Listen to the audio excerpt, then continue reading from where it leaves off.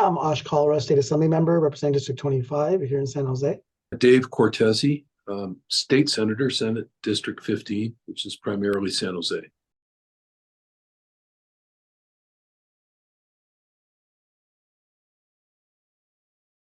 Well, it goes to our staff, and so depending on the issue, if it's something that comes to the Capitol, our Chief of Staff will first would take a look at it, or our district director if it comes to the district, and then assign it to a staff member that deals with that particular issue. Oftentimes we get messages on scheduling, hey, can you come talk here? Or you want to just speak to our students or come to our neighborhood meeting.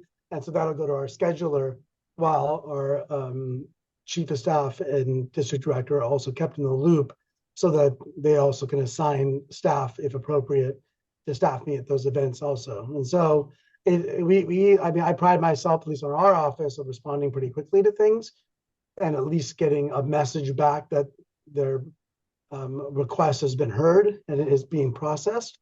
And then we'll go through the process of responding back, depending on what the issue is. If it's a constituent concern that deals with the state agency, we'll help kind of triage it and make sure that it gets to the appropriate state agency to handle their concern. Or if we, depending on the issue, again, if we have the ability of handling it ourselves, working with that state agency, we can do that as well.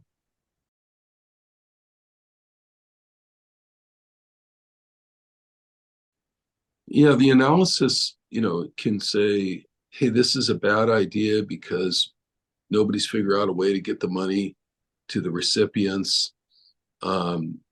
This is a bad idea because it's not really going to help with homelessness. This is a bad idea because there are better ways to serve incoming college students than to give them a 5-month guaranteed income stipend before they enroll. So conversely, hypothetically, a college student could say, this is actually a great way to help.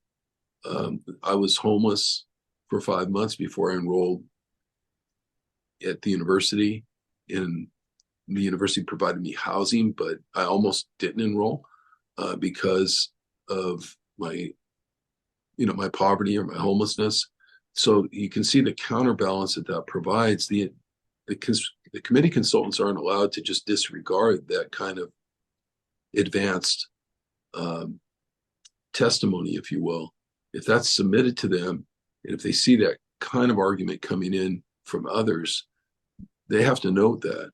And, it's an objective kind of an analysis, and it can alter the conclusion of their analysis instead of being one that might support an opposed position by the chair of that committee. The analysis might be more neutral because, stakeholders came in early and sort of countered what the opposition might say, or what those consultants themselves might think, because they don't have real world experience, perhaps. They don't have lived experience. They aren't familiar with the cost of living in Silicon Valley because they live in Sacramento. I mean, these are very real life concerns, that can be frustrating for an author of a bill if one or two committee consultants, these are staff members, make up their mind or start to cement in that a bill isn't really needed, or it's not going to have the impact that the author thinks. That could be their way of thinking, but it could be very, very much ill-advised. We've even had committee consultants, in the past on some of my bills over the past 3 years, make statements like, we're not hearing from anybody that this is necessary. We're not hearing from anyone that this is necessary. What's broken? Who needs this bill? So, yeah. Just responding to that in numbers, can make a big difference, as you can imagine.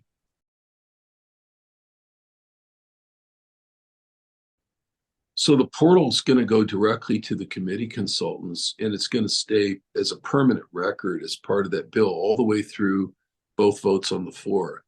So even though you can't go speak on the floor of the Senate or the Assembly, once you've submitted through that portal your letter of support or your letter of opposition, that becomes a permanent part of, again, of the analysis that's provided to the legislators. It's the analysis is going to say we received 27 support letters from college students in the CSU system.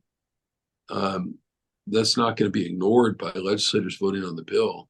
You can see where subgroups of or identifiers within the university could also make a difference. For example, there's 32 Democrats out of 40 senators in the Senate. If the Student Democratic Club at San Jose State University and 22 other campuses all endorsed the bill, it's going to say that, literally going to say that on the prep materials before you vote on the bill. It's going to say support Organization X, Organization Y, Organization Z, the Democratic Club of Cal State, San Jose State University, Democratic Club of, CSU Monterey Bay, and on down. It's going to list all 23 of them.